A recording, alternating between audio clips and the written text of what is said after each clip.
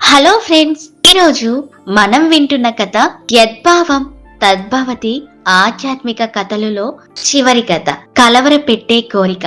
కథ రాసిన వారు ఆర్సి కృష్ణస్వామిరాజు, చదువుతున్న వారు బివి సుకన్య. రాత్రిళ్లలో తన రాజ్యం ఎలా ఉంటుందో చూడాలి అనిపించింది ఓ రాజుకి. అందుకని ఒక మంచి చలికాలం రాత్రి ఓ వీధిలో నడుస్తూ ఉన్నాడు. రాజుకు ఓ వృద్ధుడు ఇంటి ముందర చొక్కా వేసుకోకుండా పడుకొని ఉండటం కనిపించింది. దుప్పటి కూడా కప్పుకోక అంత చలిలో అతడు పడుకొని ఉండటం చూసి ఆశ్చర్యపోయాడు. వణుకుతున్న ఛాయలు ఆ వృద్ధుడి ముఖంలో కాని శరీరంలో కాని ఎక్కడా కనిపించలేదు. గడ్డ కట్టేంత భయంకరమైన ఈ చలిలో దుప్పటి కప్పుకోకుండా పడుకోవడం మంచిది కాదు. నేను రేపు నీకు ఒక దుప్పటి తెచ్చి ఇస్తాను. ఎముకలు కొరికే చలి బారి నుంచి తప్పించుకోవచ్చు అని చెప్పి రాజు మందిరానికి వెళ్లిపోయాడు. రాజు తన పనుల హడావిడిలో పడి వృద్ధుడి విషయమే మరిచాడు.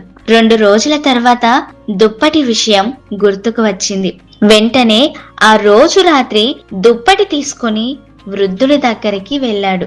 వృద్ధుడి శరీరం సగానికి సగం ఉంది. చలికి విపరీతంగా వణుకుతున్నాడు.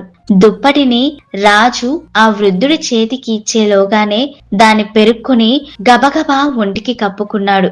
దిగ్భ్రాంతి చెందిన రాజు, ఆ రోజున నేను నీ దగ్గరికి వచ్చినప్పుడు చలే లేదన్నావు. ఈ రోజు దుప్పటి కోసం వెంపర్లాడావు, కారణమేమి అని అడిగాడు. రాజా, మీరు నాకు దుప్పటి ఇస్తాననేంత వరకు నాకా స్పృహే లేదు. మీరు చలి దుప్పటి గురించి చెప్పినప్పటి నుంచి నాలో అదే ఆలోచనలు మొదలయ్యాయి. చలికి గజగజ వనకడం మొదలయ్యింది. దుప్పటి మీద కలవరం పుట్టింది అని సమాధానమిచ్చాడు. కోరికలుంటే కంటి మీద కునుకుండదు. కోరికలు లేకపోతే జగత్తు సైతం తృణప్రాయం అని పండితులు చెప్పింది గుర్తుకు వచ్చింది రాజుకు. చిన్నగా అక్కడి నుంచి కదిలాడు. సో ఫ్రెండ్స్, విన్నారు కదా, కలవర పెట్టే కోరిక. మీకు నచ్చిందనే అనుకుంటున్నా. మరొకసారి మర్చిపోయి ఉంటే మన సాహిత్యం ఛానల్ ని సబ్స్క్రైబ్ చేసుకొని లైక్ చేసి షేర్ చేసి కమెంట్ చేయండి ప్లీజ్.